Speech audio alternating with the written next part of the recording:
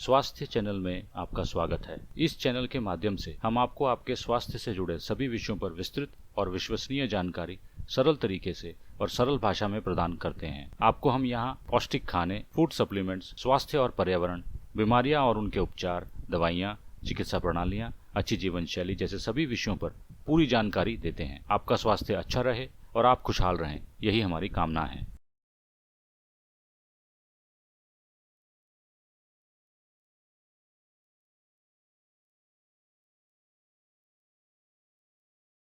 Fight against Covid, how doctors treat corona patient. Corona से लड़ाई में डॉक्टर्स पेशेंट्स का उपचार कैसे करते हैं, पूरी जानकारी। इस वीडियो में कोरोना के 3 स्टेजेस के बारे में बताया गया है। ये 3 स्टेजेस हैं mild, moderate and severe. Her stage में पेशेंट के क्या मापदंड होते हैं, बीमारी के क्या लक्षण होते हैं, कौन सी दवाइयां इस्तेमाल में लाई जाती हैं और उनका क्या प्रभाव होता है, उसके बारे में पूरी जानकारी दी गई है। कोविड से लड़ने में हमारी क्या जिम्मेदारी है, इसके बारे में भी बताया गया है। इस वीडियो में दी गई सारी information Indian council of medical research, ministry of health and family welfare और कोविड-19 टास्क फोर्स द्वारा दी गई clinical guidance for management of covid patients पर आधारित है।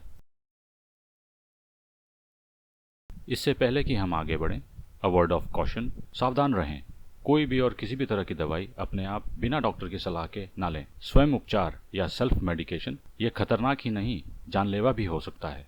आपका डॉक्टर ही ये निश्चित कर सकता है कि आपके लिए कौन सी दवाइयाँ या उपचार सही और लाभकारी हैं। कोविड-19 डिजीज की क्लासिफिकेशन में पहली स्टेज है माइल्ड डिजीज। माइल्ड डिजीज को 2 ग्रुप में बांटा गया है, ग्रुप ए और ग्रुप बी। ग्रुप ए में वो लोग आते हैं जो एसिम्प्टोमेटिक हैं, यानी कि उनमें कोविड-19 का कोई भी सिम्टम जैसे कि सोर थ्रोट, फीवर, बॉडी एक नहीं होता है, लेकिन ऐसे लोग आरटी-पीसीआर में पॉजिटिव पाए जाते हैं। ऐसे लोगों को घर पर ही होम आइसोलेशन में रखा जाता है। इन्हें घर के खाने के अलावा vitamin C with zinc, vitamin D और मल्टीविटामिन्स दिए जाते हैं। जैसा कि हम सभी को मालूम है, विटामिन सी और जिंक हमारी इम्यूनिटी बूस्ट करने में हेल्प करते हैं और नॉर्मल कॉमन कोल्ड्स में भी इनका इस्तेमाल किया जाता है। विटामिन डी हमारे बॉडी में कैल्शियम और फॉस्फेट के अमाउंट को रेगुलेट करने में हेल्प करता है। ये नॉर्मल इम्यून सिस्टम बनाए रखने में हेल्प करता है और हमारे रेजिस्टेंस को बढ़ाता है। मल्टीविटामिन्स एंड मल्टी मिनरल्स हमारे बॉडी के नॉर्मल फंक्शनिंग में हेल्प करते हैं। ध्यान रखें, vitamin C and zinc, vitamin D और मल्टीविटामिन्स आपकी बॉडी की इम्यूनिटी को कुछ हद तक बढ़ा सकते हैं, लेकिन इनका कोविड-19 वायरस पे कोई असर नहीं होता है। माइल्ड डिजीज के ग्रुप बी में पेशेंट्स विद कोमोर्बिडिटी आते हैं। पेशेंट्स विद कोमोर्बिडिटी मींस ऐसे पेशेंट जो 60 साल से ऊपर हैं, जिनमें डायबिटीज, बीपी, कार्डियोवास्कुलर डिजीज, जो ओबीज हैं या फिर क्रोनिक लंग, लिवर और किडनी डिजीज है। ऐसे पेशेंट्स में generally upper respiratory tract infection के सिम्टम्स आते हैं, जैसे कि sore throat, nasal congestion, dry cough, lack of smell and taste, shortness of breath and joint and muscle pain, fever या डायरिया। ऐसे पेशेंट्स को घर पर ही पूरे एकांत में रखा जाता है। कोमोर्बिड पेशेंट्स में कोविड-19 इन्फेक्शन के साथ साथ अपर रेस्पिरेटरी बैक्टीरियल इन्फेक्शन के चांसेस बहुत ज्यादा होते हैं। इसीलिए डॉक्टर्स उन्हें कुछ एंटीबायोटिक्स देते हैं, जैसे कि एजिथ्रोमाइसिन, डॉक्सीसाइक्लिन या फिर अमोक्सिसिलिन विद क्लेवुलेनिक एसिड। ध्यान रखें, ये एंटीबायोटिक्स सिर्फ बैक्टीरियल इन्फेक्शन को कंट्रोल करते हैं, ताकि कोई कॉम्प्लिकेशंस कोविड-19 इन्फेक्शन के साथ इनका कोविड-19 वायरस पे कोई इफेक्ट नहीं होता है। ग्रुप बी में ही एंटीपैरासिटिक दवाइयों का भी इस्तेमाल किया जाता है, जैसे कि आइवरमेक्टिन और हाइड्रोक्सीक्लोरोक्विन।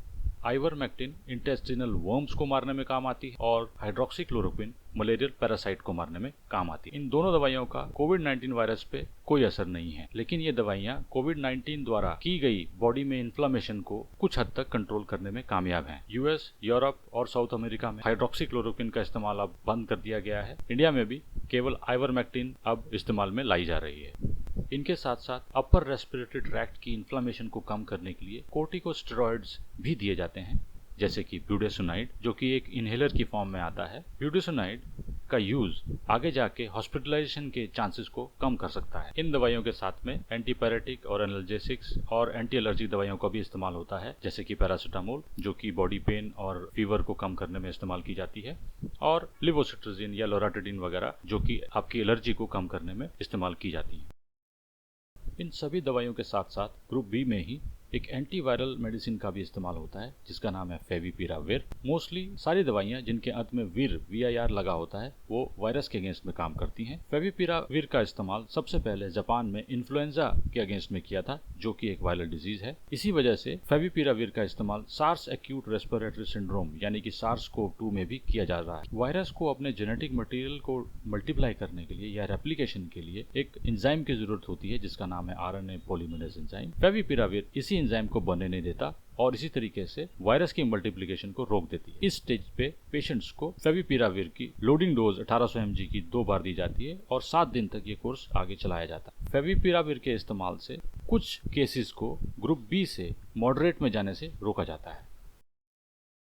कोविड-19 की दूसरी स्टेज को मॉडरेट डिजीज स्टेज कहा जाता है, यानी मध्यम बीमारी। आइए इसमें पेशेंट्स के क्या पैरामीटर्स या मापदंड होते हैं उन्हें देख लेते हैं। पेशेंट्स में pneumonia without severity, cough and breathlessness मतलब सांस फूलना देखा जाता है। पेशेंट्स में रेकरेंट फीवर यानी लगातार बुखार होता है। पेशेंट्स के blood oxygen saturation on room air यानी SpO2 का परसेंटेज 92 या उससे थोड़ा ऊपर देखा जाता है। SpO2 यानी खून में ऑक्सीजन की मात्रा, इसकी नॉर्मल रेंज 95% से 100% के बीच में होती है। पेशेंट का रेस्पिरेटरी रेट यानी नंबर ऑफ ब्रेथ्स पर मिनट, जिसे श्वसन दर भी कहा जाता है, वो 24 या उससे कम होता है। रेस्पिरेटरी रेट की नॉर्मल रेंज 12 से 20 के बीच में होती है।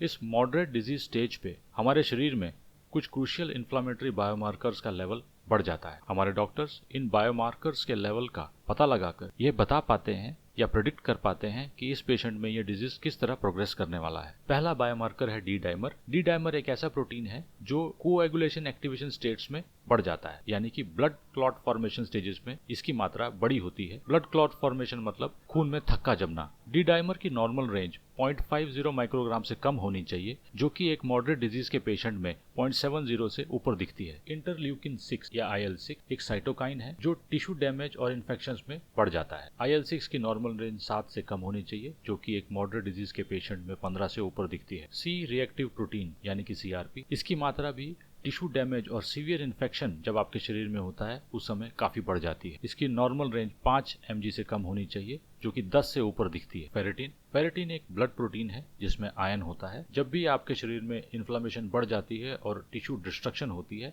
फेरेटिन का लेवल बढ़ जाता है। फेरेटिन का नॉर्मल रेंज 30 से 400 नैनोग्राम के बीच में होता है, जबकि एक मॉडरेट डिजीज के पेशेंट में ये 700 से भी ऊपर चला जाता है। लैक्टेट डिहाइड्रोजिनेज यानी LDH, इसका लेवल भी tissue damage because of infections, disease और इंजरी में बढ़ जाता है। इसकी नॉर्मल रेंज 125 से लेकर 280 इंटरनेशनल यूनिट्स तक होती है, जो कि 400 से ऊपर एक मॉडरेट डिजीज के पेशेंट में हो जाती है। इन बायोमार्कर्स के लेवल्स के टेस्ट के साथ साथ डॉक्टर्स कुछ दूसरे टेस्ट भी करते हैं, जिसमें है complete blood count CBC, erythrocyte sedimentation rate यानी ESR, लिवर फंक्शन टेस्ट और किडनी फंक्शन टेस्ट, जिससे कि वो शरीर के कुछ और मापदंड और पैरामीटर समझ पाएं।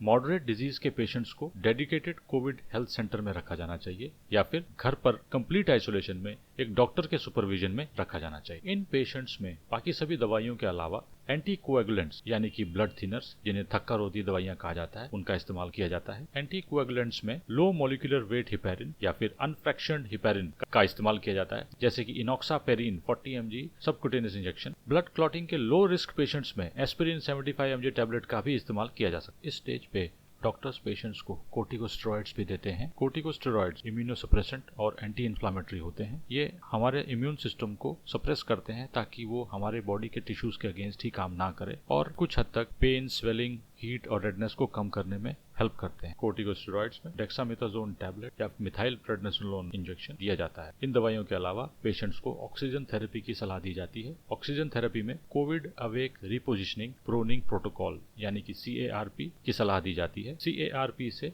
ऑक्सीजन सैचुरेशन को बढ़ाने में मदद मिलती है। मॉडरेट स्टेज पर जरूरत पड़ने पर doctors high resolution computed tomography यानी कि HRCT ऑफ चेस्ट करवाते हैं, ताकि उन्हें पता चल सके लंग्स में इन्फेक्शन का रेट कितना है। लंग इन्फेक्शंस के रेट को पता करने के लिए डॉक्टर्स ये चेक करते हैं पेशेंट्स के लंग्स में कितनी ग्राउंड ग्लास ओपेसिटीज हैं। ग्राउंड ग्लास ओपेसिटीज को GGO कहा जाता है। GGO एक ऐसा एरिया है जो कि कोविड इन्फेक्शन की वजह से air displacement bye fluid, airway collapse, fibrosis या नियोप्लास्टिक प्रोसेस की वजह से बन जाता है। लंग इन्फेक्शंस को HRCT में दो तरीके से रिपोर्ट किया जाता है। पहला सिस्टम है कोविड-19 रिपोर्टिंग एंड डेटा सिस्टम, जिसे कोराड्स कहा जाता है। इसमें लंग इन्फेक्शन का रेट 0 से 6 में बताया जाता है। The higher the score the higher the risk of COVID infection. दूसरा तरीका है CTSS, CT severity score. Human lungs में 5 लोब्स होते हैं। 2 लोब्स लेफ्ट लंग में होते हैं और 3 लोब राइट लंग में होते हैं। हर एक लोब को 5 पॉइंट्स दिए जाते हैं और हर एक लोब में परसेंटेज ऑफ GGOs को निकाला जाता है और उससे उसे नंबर्स दिए जाते हैं। टोटल 25 का स्कोर होता है। 8 से 15 तक का स्कोर मॉडरेट माना जाता है और 15 से 20 या उससे ऊपर के स्कोर को सीवियर माना जाता है।